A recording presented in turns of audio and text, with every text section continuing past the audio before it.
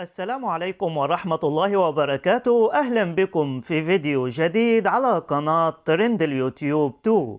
وموعد مباراة الاتحاد والباطن ضمن مباريات الجولة 13 من دوري روشن السعودي للمحترفين، ومعلق المباراة والقناة الناقلة للمباراة. ولو أول مرة تشوف القناة بتمنى تعمل لايك للفيديو وتشترك في القناة وتفعل زر الجرس لكي يصلك إشعار بكل فيديو جديد يتم تنزيله على القناة.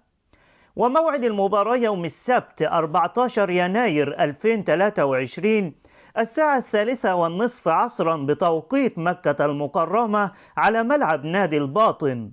معلق المباراة عبد الله الحربي، وسوف يتم بث المباراة على قناة SSC HD الأولى و SD الخامسة.